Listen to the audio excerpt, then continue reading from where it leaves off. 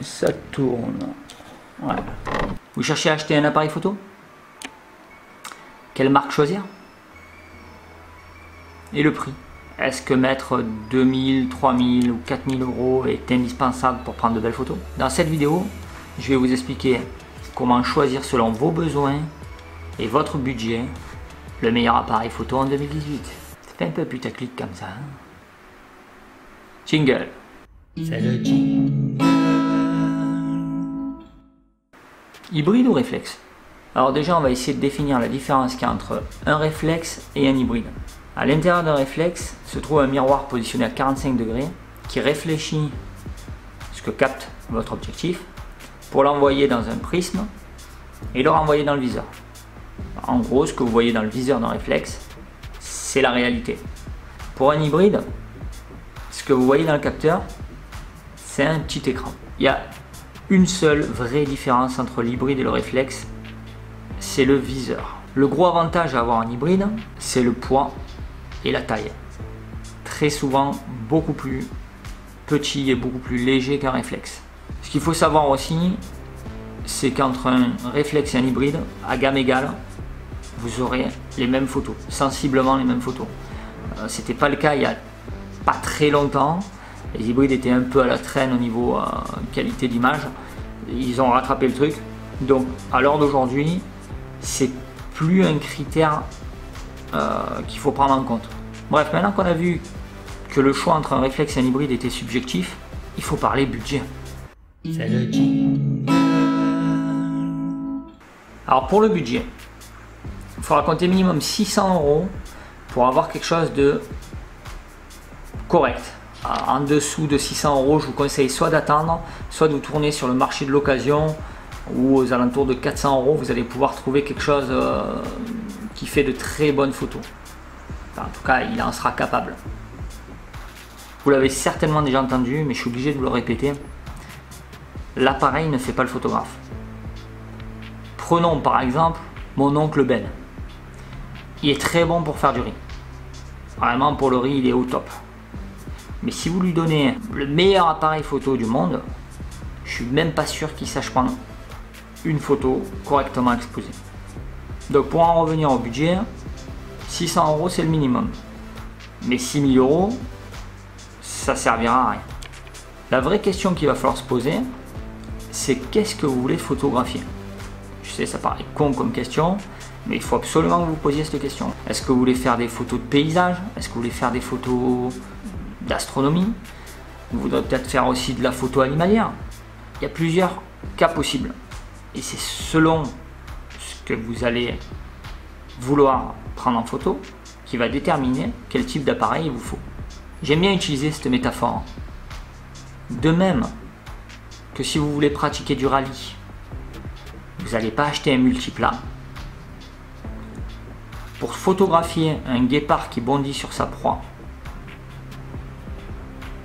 vous n'allez pas avoir les mêmes besoins en photo que mamie qui pose devant sa cheminée le soir de Noël. Non, c'est pas les mêmes besoins. C'est pas du tout les mêmes besoins. Si vous avez l'intention de shooter des sujets plutôt immobiles, ou presque, comme de l'architecture, des paysages, du portrait, des choses comme ça, un Nikon D5300 ou un Canon 750D fera parfaitement l'affaire. Par contre, si vous voulez faire de la photo animalière, il va vous falloir un appareil capable de prendre au moins 7 images par seconde et qu'il ait un très bon autofocus. Un 80D de chez Canon ou, si on monte un peu en gamme, un 7D Mark II, ça sera parfait. Si par contre, votre objectif, c'est de filmer, ce qu'il va falloir prendre en compte, c'est la possibilité de filmer en 4K, éventuellement d'avoir la possibilité de faire du ralenti avec au moins 60 images par seconde. Et alors l'idéal, c'est si vous avez le Vlog de débloquer directement dans l'appareil. Alors pour vous qui voulez faire de la vidéo, il faut savoir qu'en 2018, il y a deux constructeurs qui sortent du lot, c'est Sony et Panasonic. Sony ou Panasonic, dans tous les cas, si vous voulez faire de la vidéo, ça sera vers eux qu'il faut se tourner. En 2018, ils sont au top. Vous avez chez Sony le A6300 qui est excellent. Si on monte en gamme, on a le A6500. Et pour Panasonic, on a le G7 ou le GX8. Puisqu'on parle de marque, il est légitime de se poser la question, est-ce qu'il y a une marque pour la photo? Oui, parce que la vidéo, si vous n'avez pas suivi, il y a 2 secondes, je viens de vous dire qu'en vidéo, les marques qui sortent du lot, ça sera Panasonic ou Sony en 2018. Donc en photo, est-ce qu'il y a une marque qui sort du lot? Et la réponse est non. Il n'y a aucun constructeur à l'heure d'aujourd'hui qui sort du lot pour ce qui est de la photo. À budget et à gamme égale, vous aurez sensiblement la même chose. Alors comme je viens de le dire, il n'y a pas de marque meilleure que d'autres. Voilà, vous pouvez partir sur ce que vous voulez. Mais il y a un critère quand même qui est très important, ça va être l'ergonomie et la prise en main de l'appareil.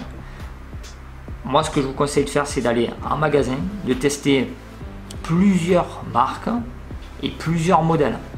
Parce que, ne serait-ce que chez Canon, vous avez plusieurs modèles et la prise en main n'est pas forcément la même d'un modèle à un autre. Voilà, faites le tour, essayez, prenez celui qui vous plaît. Il faut un appareil qui vous plaît, même visuellement, j'ai envie de dire, qui vous donne envie de le prendre en main. Et que quand vous l'ayez en main, il y a tout qui vous tombe sous les doigts. C'est très important. C'est ce qui vous donnera envie de prendre des photos. Si vous passez un quart d'heure à chercher vos réglages parce que le menu est mal foutu ou parce que les commandes sont très mal placées, vous allez rapidement en avoir marre et puis ça donne pas envie de faire de la photo. En résumé, pour votre premier appareil photo, il vous faudra débourser 600 € minimum ou vous tournez vers le marché de l'occasion. Il faudra que l'appareil vous plaise et que vous soyez à l'aise dans son utilisation, que vous sachiez quelle photo vous comptez prendre et dans quelles conditions. Il va falloir prendre en compte le prix des accessoires qui s'ajoutent à la liste de courses, les objectifs, enfin le ou les objectifs, le trépied, un micro si vous voulez faire de la vidéo. Donc vous l'aurez compris, quand vous saurez répondre à toutes ces questions par vous-même, vous saurez vers quel modèle vous diriger. Je vais cependant vous donner quelques pistes d'appareils susceptibles d'être le bon choix pour moi en 2018. C'est le jingle.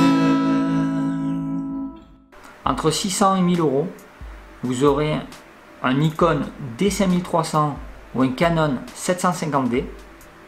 C'est des réflexes entrée moyenne gamme et c'est très bien pour commencer. Si vous voulez monter un petit peu en gamme, vous avez aussi le 77D. Et si vous voulez un hybride pour voyager léger, vous pouvez partir sur un Lumix GX9 ou un Fujifilm X-T20. C'est le jingle. Entre 1000 et 1500 €, vous allez avoir le Canon 80D. Pour moi, c'est un couteau suisse. Son seul gros défaut, c'est qu'il ne filme pas en 4K. Chez Nikon, vous avez le D7500. Lui, il filme en 4K. Il a des avantages et des inconvénients par rapport au 80D. Je vous laisse checker ça sur le net. Il mérite toute votre attention. Pour les hybrides, on trouve l'A7 II, qui est un super appareil photo. Si vous voulez partir sur un hybride et que vous êtes dans cette tranche de prix là, je peux que vous conseiller l'A7 II. C'est un très très bon appareil. C'est le jingle. Pour ceux qui ont une bourse entre 1500 et 2000 €, vous pourrez vous acheter le 6D Mark II de chez Canon. Très bon appareil. Vous pourrez faire quasiment tout ce que vous voulez avec. Voilà. Le Nikon D750. Pareil, on est sur du full frame. On commence à rentrer quand même dans le haut de gamme, que ce soit chez Canon ou Nikon. Et on a aussi accès au célèbre GH5.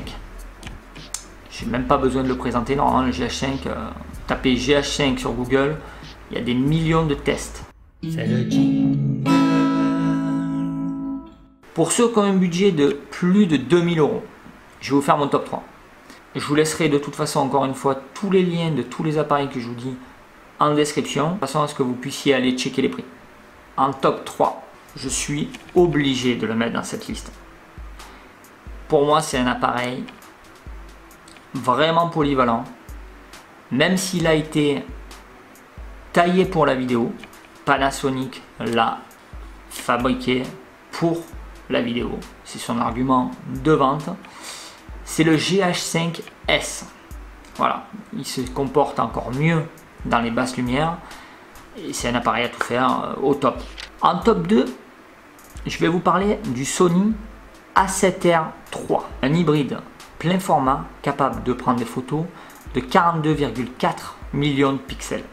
Il shoot à 10 images par seconde et peut filmer en 4K 30 images par seconde. Le tout avec un stabilisateur intégré 5 axes, c'est juste de la folie.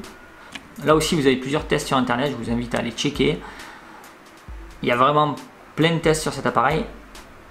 Honnêtement, les 42,4 millions de pixels, c'est juste beaucoup trop, à moins de vouloir sortir des affiches de cinéma. Mais dans mon top 3, ça serait un truc que j'aimerais bien avoir. Pour ceux que ça intéresse, il y a aussi l'A7 III qui existe, sans le R. C'est un super appareil. Voilà, pareil, allez checker. Mon top 1. À l'heure où je vous parle, il y a un appareil photo au niveau rapport, qualité, prix, prestation, tout ce que vous voulez qui pour moi sort du lot. C'est le D850 de chez Canon. Sauf qu'en fait c'est de chez Nikon. Bon, bref, on s'en fout. Le Nikon D850, c'est de la folie. Je vous lis quelques specs, vous allez comprendre. Excellente qualité d'image jusqu'à 12800 ISO. Ça veut dire que là, la photo de votre fille qui souffle des bougies, elle est nickel, sans grain, rien du tout. Même dans le noir le plus complet, juste éclairé avec 2 bougies. Il est capable de prendre en rafale 9 images par seconde à 45 millions de pixels. 45 millions. C'est beaucoup. Sa construction est irréprochable. Il est conçu pour durer dans le temps. En même temps, j'ai envie de vous dire, pour 4000 boules, c'est quand même mieux s'il dure dans le temps. Un écran tactile et orientable. Un obturateur électronique en live view.